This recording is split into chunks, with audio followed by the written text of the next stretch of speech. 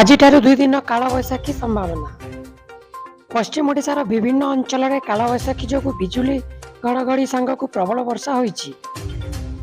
ଆଜିଠାରୁ 2 ଦିନ ଧରି କାଳବୈଶାଖୀ ସଂଘଟିତ ହେବା ସମ୍ଭାବନା ଥିବାରୁ କେତେ ଜିଲ୍ଲାକୁ ଅରେଞ୍ଜ ସତର୍କ ଜାରି କରାଯାଇଛି।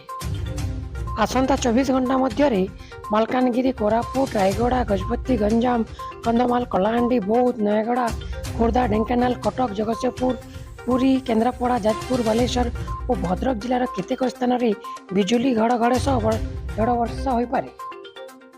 ଏହିସବୁ ଜିଲ୍ଲାରେ ଘଣ୍ଟା ପ୍ରତି 40ରୁ 50 କିମି ବେଗରେ ପବନ ବହିବାର ସମ୍ଭାବନା ରହିଛି। କୋରାପୁଟ, ରାୟଗଡ଼ା, କଳାହାଣ୍ଡି, କନ୍ଧମାଳ, ବୌଦ୍ଧ, କଟକ ଓ ଢେଙ୍କାନାଳ ଜିଲ୍ଲାରେ କୁଆପଥର ବୃଷ୍ଟିପାତ ହୋଇପାରେ। ସେଥିପାଇଁ ଉପରୋକ୍ତ ଜିଲ୍ଲାଗୁଡ଼ିକୁ ପାଣିପାଗ ବିଭାଗ ପକ୍ଷରୁ ଅରେଞ୍ଜ ସତର୍କ ଜାରି କରାଯାଇଛି। ଏହି ଜିଲ୍ଲାଗୁଡ଼ିକ ଛାଡ଼ି ଅନ୍ୟାନ୍ୟ ସ୍ଥାନଗୁଡ଼ିକରେ ବଜ୍ରପାତ ସହ ବର୍ଷାର ସମ୍ଭାବନା ଥିବାରୁ ହଳଦିଆ ସତର୍କତା ଦିଆଯାଇଛି।